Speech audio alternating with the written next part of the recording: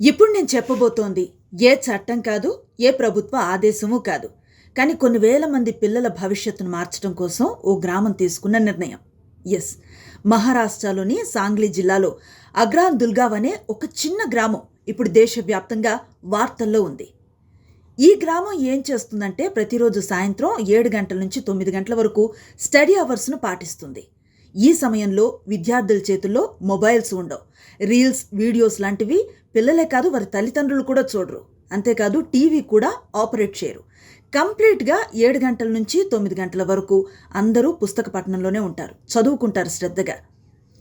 ఎందుకు అని ఈ గ్రామ పెద్దల్ని పలకరించినప్పుడు వాళ్ళు చెప్పింది ఒకటే, ఈ తరం పిల్లలు ఎక్కువగా స్క్రీన్ని చూసే టైం పెంచేసుకున్నారు. రోజులో ఎక్కువ గంటలు మొబైల్ తోటి గడిపేస్తూ ఉన్నారు. దాని కారణంగా వాళ్ళల్లో ఏకాగ్రత తగ్గిపోయింది, చదువు పట్ల ఆసక్తి కూడా సన్నగిలుతుంది. ఈ పరిస్థితుల్లో మార్పు తేవటం కోసం, పిల్లల భవిష్యత్తుని అందంగా తీర్చిదిద్దడం కోసం ఈ డెసిషన్ని వాళ్ళు ఇంప్లిమెంట్ చేస్తున్నట్టుగా చెప్పారు. ఒక సర్పంచ్ ఇచ్చిన సూచనని మొత్తం గ్రామ పెద్దలు అలాగే పిల్లల తల్లిదండ్రులు కూడా ఒప్పుకొని ఒక్క తాటిపైకి వచ్చి కొన్నాళ్ళుగా చేస్తూ ఉన్న ప్రాక్టీస్ మాట.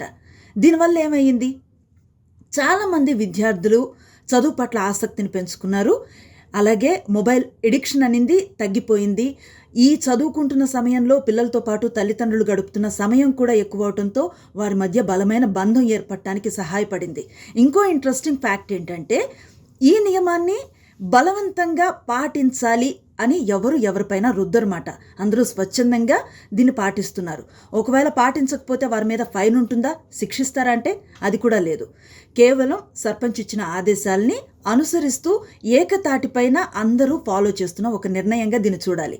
దీనివల్ల జరిగిన ప్రయోజనం ఏంటంటే దాదాపు 53 మంది వరకు జాతీయ స్థాయిలో స్కాలర్షిప్స్ని అందుకున్నారు విద్యార్థులు. అంతేకాదు చాలా పోటీ పరీక్షలకి ఉత్సాహంగా ప్రిపేర్ అవుతున్నారు. ఎంత బాగుంది కదా! ఇలాంటి ఒక నిర్ణయం దేశవ్యాప్తంగా వస్తే ఎన్ని మిరాకిల్స్ చూడొచ్చు. అంతవరకు కాకపోయినా కనీసం మన ఇళ్లల్లో వరకైనా ఈ మార్పును తెచ్చి చూద్దామా? మీరేమంటారు? కామెంట్స్లో చెప్పండి.